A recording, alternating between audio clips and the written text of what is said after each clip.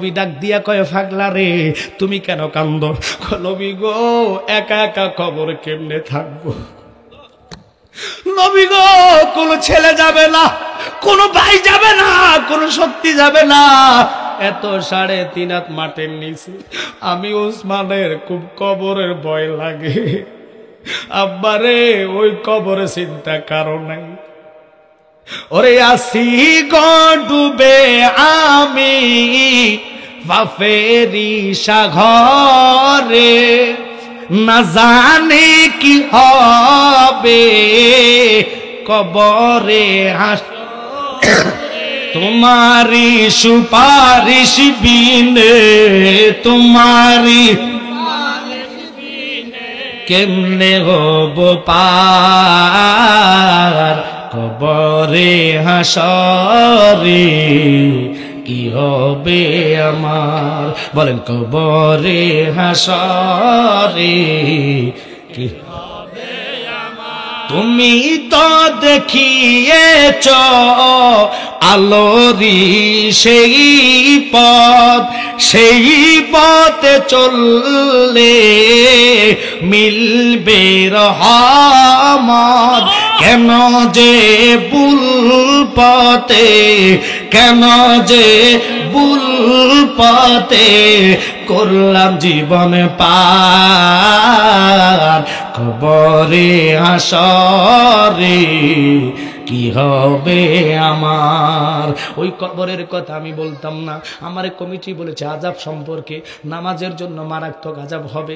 জাহান্নামের দরজা খোলা রাখবে, দাউ দাউ করে আগুন জ্বলতে থাকবে, পায়ের মধ্যে সাপে ঠোকরাইবে, মাথার মধ্যে সেজদার জায়গার মধ্যে ঠোকরাইবে। তুমি পাও দিয়া কোথায় গেছো? হাঁটতে গেলা, খাইতে গেলা, সব চলছে তোমার, নামাজের জন্য হাঁটো নাই, নামাজের জন্য দৌড়াও নাই। আজান দিলে দুনিয়ার কাজ হারাম করে মসজিদের দিকে দৌড়াও। আল্লাহ রসুলের হাদিসে বলছে, আজকে আমরা দুনিয়ার প্রেমে পাগল পাড়া হইয়া গেলাম। ওই সিদ্দিক আকবর সবার নামগুলাকে নোট করলেন। নোট করার পরে মসজিদে নববীতে হাজার হাজার হাজার হাজার মুসল্লিম সাহাবাই কেরাম বসে আছে। একটা মাত্র লোকের দরকার, আর কেউ হাত তোলা দেয় না, আর কেউ হাত উঠায় না। সিদ্দিক আকবর, আল্লাহ একজন ব্যক্তির জন্য কি আমরা যুদ্ধ মিস করো মনি? রসুল গো, তোমার দয়া চাই, তোমার কাছে আমরা আরজি করেছি, একটু জোরে জোরে করে ইয়া রাসূলুল্লাহ। নবীর কাছে আরজি করলেন, আল্লাহর হাবিব আপনি একটা লোক বাহির করে দেন, আর যুদ্ধের জান্টাটা লওয়ার জন্য, অর্থাৎ পতাকা নিয়ে আগে আগে থাকবে, এই লোকটার দরকার, এই লোকটার দরকার। আব্বা আসর শেষ, এশার নামাজের মাগরিব শেষ, এশার নামাজের সময় ফাইনালি সিদ্ধান্ত করে ফজর নামাজ পড়ে ওনারা যুদ্ধের দিকে রওনা হবেন। ইন দি মিন টাইমে সিদ্দিক আকবর আবার এশার নামাজ পড়ে ওয়াজ শুরু করলেন, তোমাদের মধ্যে আর একটা মাত্র লোকের দরকার, যদি পারো এখনই তোমরা শিকারে যাও। কে আসো যুদ্ধের প্রথম মানে সেনাপতি হইয়া, পতাকাটা লইয়া, যুদ্ধের পতাকাটা নিয়ে সবার আগে আগে থাকবা। কিতাবের মধ্যে পাইলাম, ও বাবা লক্ষ্য করেন, আমার দিকে মনোযোগ। হায় হায়, আল্লাহ রসুলের এত দামি এক আশেক পাগল, যার নাম ছিল আকরাম রাদিয়াল্লাহু তাআলা। উনি দুটা হাত তোলা দিয়া কয়, হুজুর আমি যুদ্ধে যাইমু, তবে আপনার কাছে অনুরোধ, আমার একটা শর্ত আছে, যদি শর্তটা আপনি মানেন তাহলে আমি যুদ্ধে যাইতে কোনো সমস্যা হবে না। আল্লাহু আকবার বলেন। হযরত আকরাম রাদিয়াল্লাহু তাআলা দুটা হাত তোলা দিয়ে যখন বললেন, সিদ্দিক আকবর কয়, তুমি সামনে আসো, তোমার বাড়ি কোথায়, পরিচয় কি আমাকে দাও। কয়, হুজুর আমার অমুক বাড়ি, অমুক ঘর, আমার আব্বা মারা গেছে আজকে 3 বছর হয়েছে, আমার মা জননী আমার দিকে তাকায়া জীবন কাটায়, বিবাহ করেছি গতকালকে, আজকে 2 দিন বিবাহর বয়স চলতেছে। হুজুর আমি যুদ্ধে যাইমু, তবে শর্ত হইল আপনি তো সিদ্দিক অর্থ সত্যবাদী, আপনার জবানে যদি আমার ডিগলার দিতে পারেন আমি 1 নম্বরই শহীদি দরজাটা পাইমু, তাহলে আমি যুদ্ধে যাইতে সমস্যা না। আকরাম রে, কি দোয়া তুই আমার কাছে চাইলে? জগৎ কয় সুদূর আমার যেন যুদ্ধ না হয়। আমি আমজাদ জালালি যুদ্ধে গেলে আগে কই মার গাত যাতে মাইন না পড়ে, থাবুর না পড়ে, ঘুষি না পড়ে, তাহলে আমি আপনাকে লোক যাইমু, আমরা চাইমু, ওইটা বাঁচার লাগিয়া কথা কন ঠিক কিনা? অথচ সাহাবাই কেরাম বলছে, হুজুর মানি না, মানবো না, শহীদের জন্য লিপ্সা লেগেছে, লিপ্সা লেগেছে। হযরতে হুসাইনের সন্তান আকবর রাদিয়াল্লাহু তাআলা কয়, আব্বু আমার বিদায় দেন, আমার লিপ্সা লেগেছে শহীদ হওয়ার জন্য। জয়নাল আব্দিন দাঁড়ায় কয়, আব্বা ভাই কাসেম চলে গেল, আকবর চলে গেল, আমার ভাই আসগর চলে গেল, এরা চলে গেছে, আমার যুদ্ধের জন্য লিপ্সা লেগেছে। কেন কথাটা বললাম? হুসাইনের সন্তান হইয়া ওনারা যুদ্ধের জন্য লিপ্সা লেগেছে। কারণটা কি? কারণ একটাই ছিল রে, উম্মতের জন্য কলিজা ভরা ভালোবাসা। রে আমার মনে জল্পনা কল্পনা নবী যাব আমি সোনার মদিনায়, বলেন যাব আমি সোনার মদিনা নবী গো, যাব আমি নাই নাই গো, যাব আমি নবী তোমার নামে এত জাদু, গাইলে যে লাগে মধু, তোমার নামে দু গাইলে যে লাগে মধু, ওই মধু কোথায় মিলে না নবী গো, ওই মধু কোথায় মিলে নাই নাই গো, যাব আমি সোনার মদিনা। কষ্ট পাচ্ছেন আপনারা? একটু খেয়াল করেন, মনোযোগ। কেন কথাটা বললাম? ওই ওনাদের সন্তানেরা যুদ্ধের আশা করেছে একটা কারণ, একটা হলো নবীর উম্মতকে বাঁচাইতে হবে, তরাইতে হবে, যেহেতু নানাজান তরানাওয়ালা, ওই নানার উম্মতের জন্য জীবন দিয়েছে। আর আমরা উম্মতেরা রসুলের প্রেমে দাঁড়াইতে গেলে ফতুয়া দিলে আমরা কোনো বাধা দেই না, মুনাজাত না হলে কোনো প্রতিবাদ করি না। এটা তো ইমানওয়ালার কথা না। একটু হাদিস ভালো করে পড়ে দেখেন, ওমরের কেন বাপের কেল্লা ফালাইছি, এই হাদিসটা যদি সবার জানা থাকে, 100 কোনো জায়গায় মুনাজাত না দিয়ে পারবো না। নিজের সম্পদের জন্য মারামারি করেন, অথচ সম্পদ আপনার কবরে যাবে না। রসুলের সহিহ হাদিসের মধ্যে বললেন, মান তামাসসাকা বিসুন্নতি আনদা ফাসাদে উম্মতিহি ফালাহু আজরাহু মিয়াতা শাহিদিন। উম্মত ঝগড়া ফাতনা ফেসাদের টাইমে যে বিষয় নিয়ে ঝগড়া চলবে, ফিতনা চলবে, ওই মুহূর্তে তুমি যদি ওই সুন্নতটারে জিন্দা করতে পারো, আল্লাহ খুশি হইয়া তোর আমলনামার মধ্যে 100 শহীদের সওয়াব দান করে দিবে। একসাথে চিল্লে এখন আল্লাহু আকবার। এখন আপনারা বলেন, অনেক জায়গার মধ্যে ফতুয়া বাজারা ফতুয়াতে হেতে আরবি রিডিং এ জানে না, কয় 5 দিনের দোয়া করা জায়েজ নাই। কথা কন না তারে, কুরআন শরীফ দিলে পড়তে পারবে না, বাংলা বই পড়ে পড়ে ফতুয়া ছাড়ে, কত বড় বিয়াদব। আরে আমরা কুলখানি করি, জিয়াবত করি, দোয়া চাই কার কাছে? একসাথে কইতে সমস্যা আছে, কার কাছে? তো আল্লাহর কাছে চাইতে বাধা দেয় একমাত্র শয়তান। কথা কন না কেন? মানুষের রুহের একটা দোয়া আছে, ওই রুহের দোয়ার মতন কোন দোয়া হয় না। আজকে জেনে নিবেন, 5 দিনের দোয়া জায়েজ, সেহলাম 40 করে 1 কোটি বার জায়েজ। যেমন ইমাম হোসেনের সেহলাম করেছে বাবা জয়নাল আবদিন, ওই দিকে গেলে বিরাট ঘটনা। আজকে আমি ওই দিকে যাইতাম না, যদি কখনো সময় হয়। আমার একটা মাহফিল আছে 28শে ডিসেম্বর আব্বা বালিয়াড়ি বড় জামে মসজিদের পাশে ইনশাল্লাহ মাঠে হবে। আমি আছি, আরো অনেকগুলো আছে, আব্দুল মজিদ ফিরিসপুরি সাহেব আছে, বিশেষ করে আব্দুল্লাহ আল হেলালি আছে, এরপরে নাইমউদ্দিন আজিজি আছে, চমৎকার বক্তা, তারা দাওয়াত দিয়েছেন। আগামী 28 তারিখ আমি আপনাদের এই পাশে আসতেছি ইনশাল্লাহ। ওখানে আমি লাস্ট 11টা বা 10:30টার ভিতরে চেষ্টা করবো, মাইক ধরবো, অথবা 10টার ভিতরে যদি আল্লাহ হায়াত রাখে একটা মাহফিল আমি 82 করে আসবো। অনুরোধ আপনাদের প্রতি লক্ষ্য করেন, সিদ্দিক আকবর যখন ডাক দিলেন, একটা মাত্র লোকের দরকার। আকরাম খেতে খেতে কয়, হুজুর আপনি যদি গ্যারান্টি দিতে পারেন আমি যুদ্ধের ময়দানে যাবো, তবে শর্ত হইল আপনি বলতে হবে গ্যারান্টি করা 1 নম্বরের শহীদি দরজা আমি পাইমু, তাহলে আমি যাইতে কোনো আপত্তি নাই।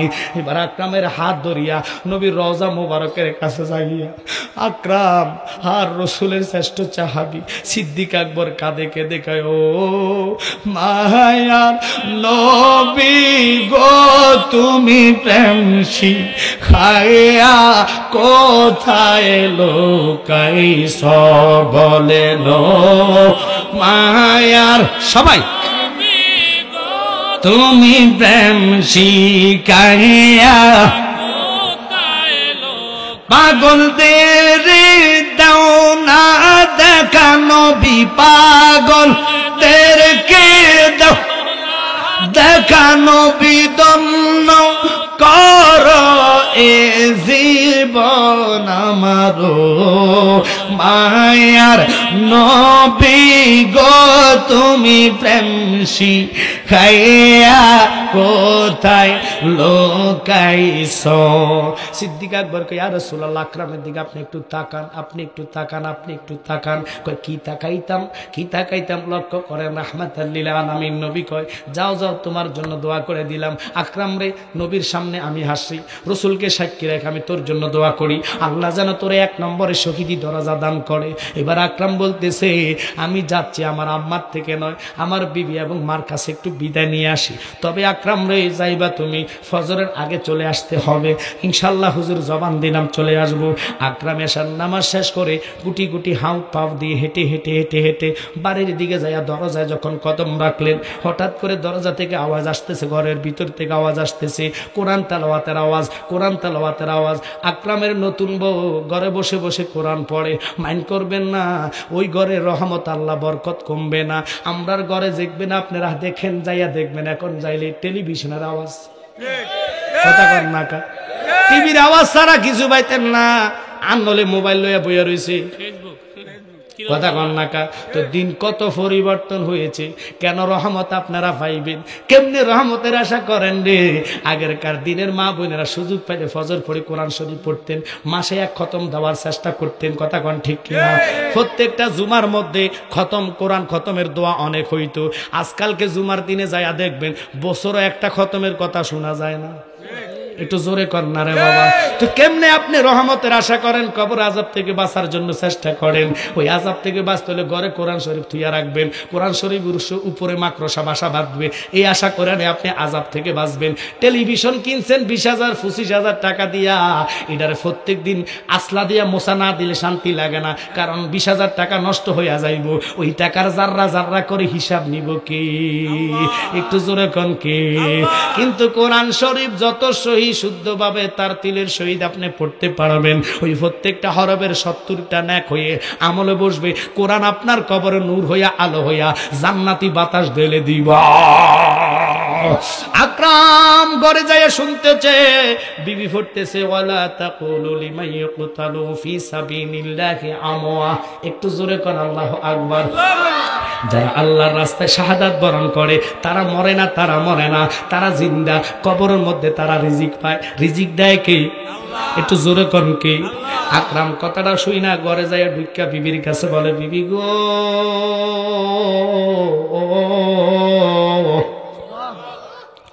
আমার তুমি বিদায় দাও, আমি চলে যাচ্ছি, আর দেখা হবে না। যদি হয় হাসরের কঠিন ময়দানে তোমার সাথে জান্নাতে দেখা হবে। একটু জোরে কোন আল্লাহু আকবার।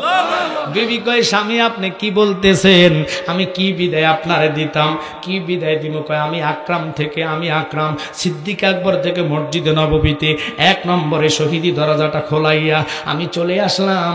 আমি এখন চলে যাইমু, আমার মারে জানাইও না, এখন সকাল হইলে মারে জানাইও, কারণ মারে যদি আমি জানাইতে যাই দুখনি মা আমার ছাড়তো না, যাইতে দিত না, আমি ওয়াদা করে আসলাম। এ কইয়া বিবির থেকে বিদায় নিয়ে আসলেন। বিবি ডাক দিয়া কয়, স্বামী বিদায়ের আগে তোমার কাছে অনুরোধ করি, আমি 2 দিন হয়েছে বিবাহর বয়স, আমি তো তোমার কোনো খেদমতে লাগতে পারি নাই, আমি কিভাবে তোমারে পাইমু?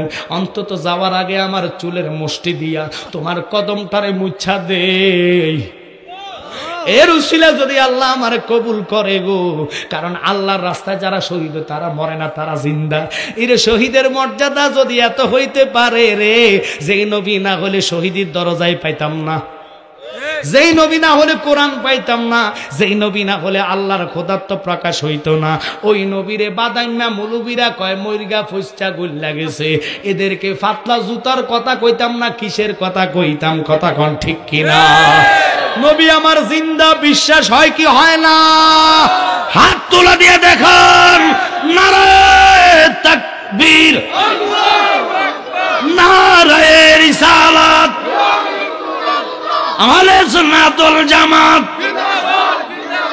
নবী আলীর দুশমনেরা, মিলাদ কিয়ামের দুশমনেরা, এই তো ভালো লাগতেছে, এতগুলা লোক আসছেন, ভালো লাগছে, জান্নাত কানায় কানায় ভর্তি। আকরামের আলোচনাটা ধরেছি কেন? আকরাম কি করে দেখেন আল্লাহ তারে কোন জায়গায় পৌঁছায়, জানার দরকার আছে কিনা? একটু জোরে বলেন, আছে কিনা? কাদের কবরে আযাব, কাদের কবরে আযাব নাই, কথাটার দিকে ঢুকতেছি রে বাবা। এবার আকরাম বিদায় নিয়ে চলে গেলেন মসজিদে নববীতে। জামাতের সহিত নামাজ আদায় কইরা আকরাম রওনা হইলেন যুদ্ধের জান্ডাটা লইয়া, পতাকাটা লইয়া সবার আগে আগে আগে আগে আগে আগে তৈমিয়ানের ময়দানে যাইয়া যথেষ্ট জায়গা আছে, পারলে ফাঁকা জায়গা ফিল আপ করে বসে যান। আপনাদের আদব রক্ষা হবে, নেক পাবেন, সওয়াব পাবেন, রসুলের রহমতের আশা করা যাবে। কারণ আদফে আউলিয়া বিয়াদফে শয়তান, কথা বলেন ঠিক কিনা? নিজেরা জ্ঞানী মানুষ হইলে বুঝতে হবে মাহফিলের নিয়তে আসছেন, জান্নাতে বসে জীবনটারা ধন্য করেন। আল্লাহর ফেরেশতাদের ক্যামেরার মধ্যে বন্দী হইয়া যান। আপনারা যেরকম মোবাইলে রেকর্ড কইরা, ভিডিও ক্যামেরাতে রেকর্ড কইরা সবসময় সফটওয়্যার তৈরি করে রাখা দেন। ফেরেশতারা কান্দের মধ্যে কারাবান কাতিবিনে গাদা মোনামাতা ফালুন, দুজন ফেরেশতা কান্দের মধ্যে ভালো লেখে খারাপ লেখে সফটওয়্যার বানাইয়া রাখা দিছে।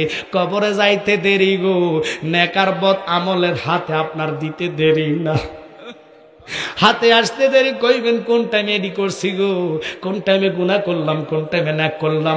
ঠিক মোবাইলে যেরকম সার্চ দিলে চলে আসে, ওখানে হাতের মধ্যে ধরতে দেরি, দিন তারিখের কথা কইতে দেরি, আসতে দেরি না। অটোতে আসতে থাকবে, তখন নিজে চিন্তা করবেন আমার মতন গুনাহগার আর কেউ নাই, বাঁচার মতো রাস্তা নাই। বাঁচতে হলে নবীর গোলামি খাতায় নাম লিখতে হবে। আকরাম যুদ্ধের ময়দানে সকাল ফজর পড়ে সিদ্দিক আকবর ওমর ওসমান মাওলা আলী সহকারে যুদ্ধ গেলেন তৈমিয়ানার ময়দানে। 70টা কাফের রে শহীদ জাহান্নামে ফালাইয়া, জাহান্নামে ফাটাইয়া আকরাম শাহাদাতের পেয়ালা পান করেছে। একসাথে বলেন আল্লাহু আকবার। মা এদিক দিয়ে ফজর পড়ে 10টা পর্যন্ত মা কোরআন শরীফ পড়ে, আন্দার দোহা 10টা লক্ষ্য করেন। কোরআন তেলাওয়াতের বিছনার মধ্যে মা জননী কোরআন বন্ধ কইরা নামাজের মসলার মধ্যে হাত পা মুরগ জবা করলে, দেখেন ফার্মের মুরগি অথবা দেশি মুরগি জবা করলে হাত পাও তারা এইভাবে সাইডটায় কি সাইডটায় না, জোরে বলেন সাইডটা কি সাইডটায় না। আকরামের মা বিছনার মধ্যে এইভাবে লাফাইতেছে আর বুকে থাবড়াইতেছে। ফুতের বউ দৌড়াই আইসা কয় মাগো মা, আপনারা কেন এরকম করতেছেন গো মা? কয় ফুতের বউ বলতে পারি না, আমার কলিজাটা কেন জানি ছিঁড়া যাইতেছে, আমার কলিজাটা কেন জানি ফেটে যাচ্ছে। বিদেশে রাজ্যে যারো ওই আল্লাহ বেটা মারা যায়, পশু পাখি না জানিতে আগেরে জানে মা। ওই মা যাদের নাই, মার কথা মনে করে আজকে জান্নাতে বসে যারে বাবা। আমার বাবা হারাইছি, বাবার জন্য কলিজাটা জ্বলি, বাবার মতন আপন হয় না। আরে বাবা যে মোর পরম বন্ধু, বাবা জন্মদাতা, ভুল করে কেউ বাবার মনে দিও না ভাই ব্যথা। আমাদের কুমিল্লা বুড়িসঙ্গের একটা ঘটনা, এক দুষ্ট জারদ বেয়াদব বাফরে লাঠি দিয়ে ইচ্ছে মতন ফিটাইছে টাকার জন্য। আল্লাহর কসম এদেরকে কেউ জান্নাত দিতে পারবে না। রসুল কয় যারা মা বাপের খেদমত করে না, আমি রসুল তাদেরকে উম্মত বলে ডাক দিতাম না। কারণ রসুল কেঁদে কেঁদে বলেছেন আমি করি নাই, করিতে পারি নাই, আমি করি নাই, করিতে পারি নাই পিতা মাতার খেদমত, করিও আমার উম্মত, করিও আমার উম্মত। একসাথে কোন আল্লাহু আকবার। আব্বারে মা জননী ফিলাইয়া চারটা এবার ফুতের বউ কম আমি বুঝে ফেলেছি আপনার এত কষ্ট যন্ত্রণা কেন লাগে। নিশ্চিত মনে হয় আপনার সন্তান এতক্ষণে শাহাদাতের পেয়ালা পান করেছে। আকরামের মা লাফায় উঠে কয় ফুতের বউ কি কইলি? আমার আকরাম কোথায়?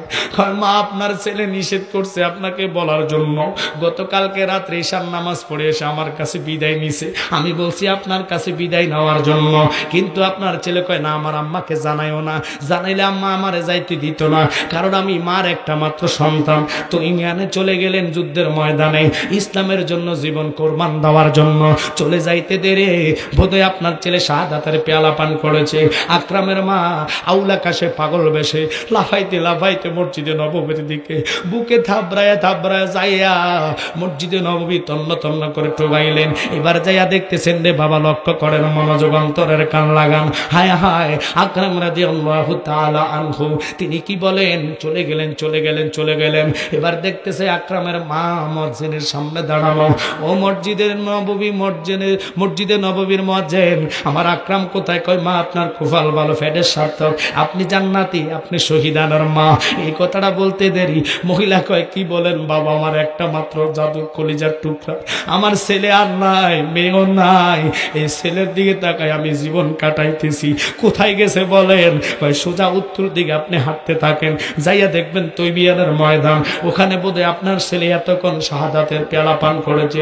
কারণ গতকালকে রাত্রে মসজিদে নববীতে সিদ্দিক আকবর থেকে 1 নম্বরে শহীদি দরজা খোলাইয়া আপনার সন্তান বোধহয় শহীদ হইয়া গেছে। আব্বা লক্ষ্য করেন, মনোযোগ অন্তরের কান লাগান, আমরা নবী চাই কি চাই না? একসাথে বলেন চাই কি চাই না? আকরামের প্রেম আর মার প্রেম কত, এই জন্য আমরা বলি ওরে প্রেম করিয়া বুইল না জীবনে রাইখো মনে, প্রেম করিয়া বুইল না জীবনে, বলেন প্রেম করিয়া বনে রাইখো মনে, প্রেম করিয়া। ওরে হযরত বিল্লাল প্রেমিক ছিল, আজান দিত 5 ওয়াক্ত গো, ওরে আজানেতে মিলত নবীর সনে, বলেন আজানেতে মিলত নবীর সনে, রাখো মনে প্রেম করিয়া ভুইল না জীবনে। একটু আওয়াজ করে ডাক দিয়া কন্যা ইয়া রাসূলুল্লাহ। আকরামের মা আউলা কাশে পাগল বেশে দৌড়াইতে মদিনা থেকে উত্তর দিকে যাইতেছে। হঠাৎ করে দেখে এক দল কুলবাতের দল, কাফের দলেরা যুদ্ধ করে আসতেছে। সাদা নয় কালো পোশাক পরা অবস্থায় আয়সা দেখে, অথবা সাদা পোশাক পরা অবস্থায়। কিতাবে যেইভাবে পাইলাম, মনোযোগ নেন, অন্তরের কান লাগান। কিছুক্ষণ পরে আয়সা মা জননী এইভাবে হাত রাস্তা আটকাইলেন। আটকাইয়া কয় তোমরা কোত্থেকে আসছো? কয় তুইমিয়ান থেকে। আকরাম রে তোমরা চিনুনি? কয় চিনি। কয় তাকাইয়া কাফের দল ঘোড়া থেকে নামিয়া কয় আকরামের মা, তোমার আকরামের কেল্লাটা আমি 10 হাত দূরে ছুরির আঘাতে পালাইছি। আকরামের মা বালু লইয়া তাদেরকে নিক্ষেপ করে কয় কুলবাতের দল, কাফের দল, ও দুষ্টের দল, তোরা আমার আকরাম রে কেন শহীদ করেছ? আমার আকরাম একটা মাত্র সন্তান, আমার সন্তান তো আমার থেকে বিদায় নিছে না। একইয়া মা ঘুরে পড়ে গেলেন। ঘুরে পড়তে দেরি রে বাবা, লক্ষ্য করেন, অন্তরের কান লাগান। এবার চলে গেলেন তারা যুদ্ধের লোকগুলা। কিছুক্ষণ পরে দেখতেছে হযরতে, বাবার মনোযোগ নেন, অন্তরের কান লাগান, হযরতে ওমর রাদিয়াল্লাহু তাআলা আসতেছে। এবার ওমরের কাছে 2টা হাত বাড়াইয়া ধরলেন, সাদা পোশাক, সাদা ঘোড়ার মধ্যে ওমর, ওমর ওমর ওমর ওমর, দয়া করে আপনি বলেন আমার ছেলে কোথায়? কয় মা আপনার কুফাল ভালো, ফেডের সার্থক, আপনি জান্নাতি, আপনি শহীদানের মা। কথাটা কইতে দেরি বেড়ে ইয়া আকরাম বললা মানে জাগার মধ্যে স্টক করে স্টকের মতন হইয়া বাপ হইয়া বেহুশ হইয়া পড়ে গেলেন। চেষ্টা করছে ওমর ঘোড়াত উঠানোর জন্য। একটা মহিলা বেহুশ অবস্থায়, একা একা মানুষ দেখবেন, শোয়ার মানুষ আলগি দিতে বহু কষ্ট হয়। উনি যুদ্ধ করে ক্লান্ত, উনি মহিলাকে বালুর মধ্যে অর্থাৎ শোয়াইয়া চলে গেলেন। বলতেছে আসতেছে যেহেতু সিদ্দিক আকবর, ওসমান জিন নুরাইন, তারা মহিলারে বুঝাইয়া নিয়ে যাবে। একইয়া চলে গেলেন ওমর। কিছুক্ষণ পরে মহিলাটার হুঁশ আসতে, একবার ডানে যা আরেকবার বামে যা। হঠাৎ করে তাকাইয়া দেখে ইসলাম জগতের প্রথম খলিফা হযরতে সিদ্দিক আকবর দৌড়াইয়া ঘোড়া দিয়ে আসতেছে। এবার পট্টা আটক করে দাঁড়াইলেন। সিদ্দিক, জগৎ মৃত্যু হইতে পারে, আপনি মিথ্যা বলতে পারেন না। আপনার রাসূল বলেছেন সিদ্দিক অর্থ সত্যবাদী। আপনি যদি বলেন আমার আকরামের কি অবস্থা? সিদ্দিক আকবর মনে মনে চিন্তা করে, আল্লাহ, আমি যদি মহিলাটারে বলি আপনার ছেলে শহীদ হয়ে গেছে, মহিলাটা সইতে পারবে না, স্টক করে মারা যাইতে পারে। যদি মহিলাটা আমার একটা কথার কারণে মারা যায়, আমি রাসূলের দরবারে অপরাধী হইয়া যাইব। এবার আপনি তো কোরআনে বলেছেন ওয়ালা তাকুলু লিমান ইয়াকতালু ফি সাবিলিল্লাহি আমওয়া, আল্লাহর রাস্তায় যারা শাহাদাত বরণ করে তারা মরে না, তারা জিন্দা। আমি তো তোমার কোরআনের হাকিকি অর্থটা শুনাইয়া দি, মেজাজি অর্থটা করতাম না, হাকিকি অর্থটা শুনাইয়া দিলেন। আকরামের মা, আপনি চিন্তা করেন না, আকরাম মরে নাই, আকরাম আসিতেছে। আল্লাহু আকবার বলেন। কথাটা বলতে দেরি গো। এবার আকরামের মা নাচতেছে নাচতেছে লাফাইতেছে। জগৎ মৃত্যু কইতে পারে, সিদ্দিক আকবর তো মিথ্যা বলতে পারে না। কথাটা বলার পরে উনি খুশিতে আনন্দতে ঘুরতেছে, আমার ছেলে আসবে ইনশাল্লাহ। কারণ জগৎ যদি মিথ্যা বলে, সিদ্দিক আকবর মিথ্যা বলতে পারে না। কিছুক্ষণ পরে তাকায়া দেখে গো, একটু জোরে জোরে কোন ইয়া রাসূলুল্লাহ, হযরতে ওসমান জিন নুরাইন আসতেছে। মরুভূমির এলাকা, ধুতু দেখা যায়। হায় হায় রে, ওসমান তো হাকিকি অর্থ বুঝবে না। বাবারে শরীয়তের অর্থ কইয়া দিব, আকরাম মারা গেছে, শহীদ হইছে। আকরামের কথাটা যদি শহীদের কথাটা বইলা ফেলে, তাহলে ইসলাম জগতে আমার রাসূলের শ্রেষ্ঠ সাহাবী সিদ্দিক আকবর মৃত্যু হইয়া যাইব। সিদ্দিক আকবর যদি মৃত্যু হইয়া যায়, রাসূলের নুরানি কলিজায় আগুন লাগবে। আল্লাহু আকবার বলেন। আব্বারে কথাটা বলতে দেরি গো, মদিনাওয়ালার মহাব্বত আর ভালোবাসা নিয়ে বসে যান রে বাবা। আমার ভাই যিনি হচ্ছেন লেখক এবং গবেষক, সুন্নিয়তের রত্ন শহীদুল্লাহ বাহাদুর ভাই এসেছেন। আলহামদুলিল্লাহ সবাই বলেন ভাইজান আসলে আমি ছেড়ে দেবো। আমাকে অত্যন্ত মায়া করে, আমি ওনাকে ভালোবাসি। কারণ অহংকার বলতে কলিজায় নাই, এলেমে কলিজার মধ্যে ভরা, হৃদয়ের মধ্যে রাসূলের প্রেম ভরা। শুনতে পারবেন, যে কোনো মাসলা বিষয় জানতে চান প্রশ্ন করবেন, উত্তর দেয়া দিবে। আমি গোছানোর দায়িত্ব গোছাইয়া দিয়া যাচ্ছি। এবার লক্ষ্য করেন আকরাম রাদিয়াল্লাহু তাআলা আম্মা আব্বা কি করলেন, দাঁড়ায় আছেন। হঠাৎ করে দেখতেছে ওসমান জিন নুরাইন ও বাবা আসতেছে। উনি আসার আগে আল্লাহ ডাক দিয়া কয়, জিব্রাইল, ও জিব্রাইল, তাড়াতাড়ি তৈমিয়ানে যাও, আকরামের লাশটাকে উঠাও। আকরামের লাশ উঠাইয়া জান্নাতি পানি দিয়া হাউজে কাউসারের পানি দিয়া গোসল করাও। গোসল করাইয়া তুমি জান্নাতি পোশাক পরাও, জান্নাতি ঘোড়া লাও, ঘোড়ার উপরে উঠাইয়া দাও। হযরতে ওসমান জিন নুরাইন ওই আকরামের মার সামনে যাওয়ার আগে ফসাইয়া দাও। যদি আকরামের আগে ওসমান জিন নুরাইন পুচ্চা যায়, উনি যদি বলে আকরামের মা গো, আকরাম তো শহীদ হইয়া গেছে, তাহলে আমার বন্ধুর কলিজায় আগুন লাগবে। কারণ সিদ্দিক অর্থ সত্যবাদী। সিদ্দিক আকবর বলেছে উনি আসতেছে। আমি সিদ্দিক আকবরের সিদ্দিকি সত্যি কথাটা টিকাইবার জন্য আমি আকরামরে ফিরত দিলাম। যাও যাও, তুমি ওসমান জিন নুরাইনের আগে আকরামরে আকরামের মার কোলে ফসাইয়া দাও। আল্লাহু আকবার, আল্লাহু আকবার। ইয়া রাসূলুল্লাহ, ইয়া রাসূলুল্লাহ, জিন্দাবাদ জিন্দাবাদ। বলছি তো বলিস কুরআন সুন্নাহর আলো, ঘরে ঘরে জালো, সুন্নিয়তের আলো, ঘরে ঘরে জালো। কষ্ট হচ্ছে। এবার মার দোয়া কেমন, মা চাইছে, আল্লাহ ফিরত দিয়েছে। আকরামের কথা নয়, রাসূলের সাহাবীর জবানের দাম কেমন, ওই সাহাবীকে ভালোবেসে মার প্রেমে গাউসে পাকের নামে আজকের সুন্নিয়া হাফিজিয়া মাদ্রাসা হুসাইনের নামের উপরে একটা ব্যক্তি যদি মার মহাব্বত থাকে কলিজায়, যে হুজুর আমার মা নাই বাবা নাই, কি করব দুনিয়ার টাকা পয়সা দিয়ে গাড়ি বাড়ি দিয়ে, মার খবর জান্নাতের আশা করে গাউসে পাকের নামে একজন বলবেন যে হুজুর এই মাইকের জন্য আমি 5,000 টাকা দিব। একজন লোক গাউসে পাকের মহাব্বত। অনেক লোক আছে শিরাইতে কারবাসী বাজের মাশাআল্লাহ, কলবে কলবে মিলে না হইলে বাঁশি বাজায় হবে কি আল্লাহ, হে নিশিরাইতে কারবাসী বাজে মারহাবা আল্লাহ, লা ইলাহা ইল্লাল্লাহ মুহাম্মাদুর নারায়ে তাকবীর। অধিক ভেবে কাঁদব কেন, মোরা তো আর পুষ্প নহি, নীরব বসে থাকবো কেন। আসসালামু আলাইকুম ওয়া রাহমাতুল্লাহি ওয়া বারাকাতুহু। সম্মানিত হাজিরিন, সুন্নি জনতা, মাশাআল্লাহ, আমাকে আপনারা সবাই চিনেন। আজকে নতুন একটা পরিচয় নিয়ে কুরআন সুন্নাহর আলোকে কথা বলবো। আমি আপনাদেরকে একটা প্রশ্ন করতে চাই, আপনাদের পরিচয় সুন্নি জনতা, কথা ঠিক আছে কিনা? আমাদের পরিচয় আমরা সুন্নি জনতা। আমাদের সুন্নি জনতার স্লোগানের পরিচয়টা কি বলতে পারবেন? নারায়ে তাকবীর, আল্লাহু আকবার। এরপর একটা কি বলেন তো? আরেকটু জোরে বলেন, আরেকটু জোরে বলেন। তাই আমি আজকে আগামী 7 জানুয়ারি দ্বাদশ নির্বাচন, সেই নির্বাচনে আমার পোস্টারে একটা বিশেষ লেখা থাকবে, সেই লেখাটা হলো নারায়ে রিসালাত ইয়া রাসূলুল্লাহ। এটা আপনাদের পক্ষের না বিপক্ষের? একটু জোরে বলেন, পক্ষের না বিপক্ষের?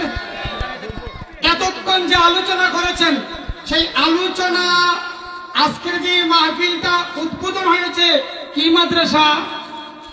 ইমাম হুসাইন না, মাদ্রাসা কোরআনের মাদ্রাসা না অন্য কিছুর মাদ্রাসা? কোরআনের মাদ্রাসা। কথা ঠিক আছে তো? কার নামে? এত বলেন কার নামে? ইমাম হুসাইন আমি সব কিছু কথা বলবো, আমি মানুষও সব, কথাও সব। এই কার নামে? ইমাম হুসাইন রাদিয়াল্লাহু তাআলা আনহু। মাদ্রাসাটা কি কিসের? কোরআনের মাদ্রাসা। আমার পোস্টারে আরেকটা লেখা থাকবে, কোরআন সুন্নাহ মোতাবেক। কি মোতাবেক? কোরআন সুন্নাহ। তো আপনাদের যে মাদ্রাসা করেছেন, মাদ্রাসার পক্ষে না বিপক্ষে? সরাসরি। আরেকটা কথা বলবো, আপনারা ইমাম হুসাইনকে ভালোবাসেন কিনা? কেমন ভালোবাসেন? সবচাইতে বেশি? সবচাইতে বেশি? আমি বলবো, আমার জালালি ভাই যে ওয়াজ করছে আমলে আনার জন্য, আমলে আপনি আনতে রাজি নি? রাজি? রাজি হলে তার প্রথম বক্তব্য ছিল ফিলিস্তিনের একজন লোক মিষ্টি বিতরণ করছে। কি বিতরণ? কেন? তার খেয়াল আছে? কেন? তার 7টি সন্তান মসজিদুল আকসাকে রক্ষা করার জন্য শহীদ হয়েছে। কয়টি সন্তান? 7টি সন্তান শহীদের কারণে সে কি করছে? মিষ্টি বিতরণ। মানুষ বিজয় হলে মিষ্টি বিতরণ করে না পরাজয় হলে? কি হলে? আচ্ছা, এখন যদি আমি আপনাদেরকে 749টা শহীদের মর্যাদার ফল দেখাইতে পারি, আপনারা মিষ্টি বিতরণ করবেন কিনা? করবেন? বুঝেন নাই? ফিলিস্তিনের একজন ব্যক্তি আমজাদ ভাই ওয়াজ করেছে, 7 জন ছেলে মসজিদে আকসার জন্য শহীদ হওয়ার কারণে সে মিষ্টি বিতরণ করেছে। তাহলে আমি সংক্ষেপে কথা বলবো, আমার প্রতি কয়েকটা প্রশ্ন আছে। একটা প্রশ্ন হলো যে হুজুর, আপনি যে দাঁড়াইটা, আমরা তো ওয়াদা হয়ে গেছি। অনেক সুন্নি ভাই বলছে হুজুর আমরা তো ওয়াদা হয়ে গেছি, প্রথম ওয়াদা হয়ে গেছি আপনার নিতাম করতাম না। 2 নম্বর হুজুর, আপনি তো আমরা দাওয়াত দিচ্ছেন না আগে, কারণ আমরা তো এখন দাওয়াত দিলাইছি। কারণ আমি আপনাদের কাছে হাত তুলে একটু চাই, যার কাছে প্রথম ওয়াদা করছেন, যার দাওয়াত প্রথম পেয়েছেন, তার সাথে থাকবেন কিনা? কথা বুঝতে পারি নাই। যার সাথে ওয়াদা করেছেন, যার দাওয়াত আগে পেয়েছেন, তার সাথে থাকবেন তো? কে থাকবেন? একটু হাত উঠান তো দেখি। যার সাথে আগে ওয়াদা করেছেন সবাই থাকবেন না মনে হয়? যার দাওয়াত আগে পেয়েছেন তার সাথে থাকবেন না? কে থাকবেন? হাত উঠান, 2 হাত উঠান দেখি। নারে তাকবীর, নারে রিসালাত। আমি সংক্ষেপে কথা বলবো, আমরা কিন্তু সবাই ওয়াদা করেছি। বলে জানবেন কার সাথে? আমরা আল্লাহর সাথে ওয়াদা করেছি। আল্লাহ যেদিন বলেছিলেন আলাস্তু বিরাব্বিকুম, আমরা সবাই বলেছিলাম কালু বালা। ঠিক আছে তো? তাহলে প্রথম কি আমরা ওয়াদা আল্লাহর সাথে করছি না দুনিয়ার কোন নেতার সাথে? আল্লাহর সাথে। এই আলাস্তু বিরাব্বিকুমের মধ্যে আছে কুরআন সুন্নাহ রাজনীতি। আমার ভাই শহীদুল্লাহ সাহেব এই সম্পর্কে দলিল দিয়ে বলবেন। 2 নম্বর, দাওয়াত কার আগে পেয়েছেন? আল্লাহ। কার? প্রত্যেকটা মানুষ জন্মের সময় আজান হয়েছিনি? ডান কানে আজান, বাম কানে একামত হয়েছিনি? আজান দৈনিক 5 বার হয়নি? হয়। তাহলে আল্লাহ জন্মের সময় দাওয়াত দিয়েছেন কুরআন সুন্নাহ রাজনীতি, তাওহীদের দাওয়াত, রিসালাতের দাওয়াত, আসসালাতু নামি হাইয়া আলাস সালাহ, এটাও কুরআন সুন্নাহ রাজনীতি, হাইয়া আলাল ফালাহ কুরআন সুন্নাহ রাজনীতি। আমি যে আদর্শটা নিয়েছি সেই দাওয়াত 5 ওয়াক্ত মসজিদে হয়নি। তো দাওয়াত কার আগে পাইছেন? আমার 2টি কথা, একটা হলো ওয়াদা করেছেন আল্লাহর সাথে, আল্লাহর জমিনে আল্লাহর আইন কায়েম করবেন। 2 নম্বর, দাওয়াত জন্মের সময় পেয়েছেন, এখন পর্যন্ত পাই দিয়েছেন, এমনকি কবরেও সুন্নিরা পাবে। পাবে কিনা? কবর তো হয়, কবরেও সুবিধা পাবে। কেন পাবে? আমি জিজ্ঞাসা করি, যারা আওয়ামী লীগ করেন, বিএনপি করেন, আমি কারো বিরুদ্ধে নই, সর্বশেষ যখন আপনার কফিনটা আপনার মৃত্যু হয়ে যাবে, মৃত্যুর পরে কি করেন? ইন্না লিল্লাহি ওয়া ইন্না ইলাইহি রাজিউন। তার বাংলা অর্থ হলো নিশ্চয় আমরা আল্লাহর জন্য এবং ফিরে যাব আল্লাহর কাছে। কার কাছে? ফিরে যাওয়ার সময় কফিনটা বহন করে যেখানে নিয়ে যাবে এটার নাম কবর। এর নাম কি? আজকে জালালি ভাইয়ের আলোচনা ছিল কবর, কবর ছিল। তাইলে কবরে যাওয়ার সময় বিসমিল্লাহি ওয়া আলা, আপনারা বলবেন বিসমিল্লাহি। যদি আওয়ামী লীগের দলের লোক মারা যায় বিসমিল্লাহি ওয়া আলা জাতির জনক বঙ্গবন্ধু, বিএনপির মারা গেলে বিসমিল্লাহি ওয়া আলা মিল্লাতে জিয়াউর রহমান, জাতীয় পার্টির মারা গেলে বিসমিল্লাহি ওয়া আলা মিল্লাতে ফজলুল এরশাদ। কার কার বলেন? কার কার? রাসূলের। আমি শেষ কথা বলে দিব, আমার জন্ম কুরআন সুন্নাহর আদর্শে তথা রাসূলের আদর্শে। আমার বিয়েটা হয়েছে আমার দলের আদর্শে নয়, বিয়েটা হয়েছে যদি যুবলীগ হয় তার বিয়েটা হয়েছে নবীর আদর্শে, যদি যুব দলের হয় তার বিয়েটা হয়েছে নবীর আদর্শে। এমনকি সর্বশেষ যখন মৃত্যুর পরে লাশকে বহন করে নিয়ে কবরে দিবে তখনও দিবে নবীর দলে। কার দলে? কার দলে? পরিশেষে আমার কথা এখানেই শেষ, আরো অনেক ছিল, পরিশেষে কথা থাকবে। আমি এসেছি হুসাইনের পতাকা নিয়ে। কার পতাকা? আমার ভাইয়ের পার্টিটা বলবেন ইসলাম দুই ভাগ হয়েছে করবলার পুরাত্মায় করবলায়, একটা এজিদি ইসলাম আর একটা হুসাইনি ইসলাম। আমি কথাটা একটু বাড়িয়ে বলবো, ইসলামী রাজনীতি দুই ভাগ হয়েছে কারবালার জমিনে। এজিদ কুরআন সুন্নাহ রাজনীতি পাচ্ছে, হুসাইন কুরআন সুন্নাহ রাজনীতির জন্য শহীদ হয়েছেন। কি হয়েছেন? আপনারা হুসাইনের পক্ষে কিনা? হুসাইনের পক্ষে যারা, তারা এই কুরআন সুন্নাহর আদর্শে ভোট দেওয়ার আহ্বান রাখলাম। পরিশেষে 100 শহীদের সফর আমার জালালি ভাই বলছে, মান তামাসসাকা বিসুন্নতি ইনদা ফাসাদি উম্মতি ফালাহু আজরুম মিয়াতি শহীদ। মানে যেই ব্যক্তি একটা মুর্দা সুন্নতকে জিন্দা করবে 100 শহীদ। কয়শো? 7 তারিখ সিয়া কুরআন সুন্নাহর মার্কায় ভোট দিয়া যদি দুনিয়ার গণায় ফেইল করেন, তাহলে ফিলিস্তিনের ব্যক্তি 7 জন যুবক আকসা মসজিদের জন্য শহীদ হওয়ার কারণে যদি আনন্দ মিষ্টি বিতরণ করতে পারে, আমরা কুরআন সুন্নাহর আদর্শে ভোট দিয়ে ইমাম হুসাইনের ওই গলাকাটা শহীদের যেই সুন্নত, সেই কুরআন সুন্নাহর রাজনীতির সুন্নতকে আমরা যদি জিন্দা করি 100 শহীদের সওয়াব পাব। আপনারা নিতে রাজি আছেন কিনা? রাজি থাকলে হুসাইনকে ভালোবাসলে। শেষ কথা, সবাইকে ধন্যবাদ। আগামী 7 তারিখ খুশি মনে ডান হাত দিয়া ইমাম হুসাইনের পক্ষে দেওয়ার আহ্বান রেখে আমার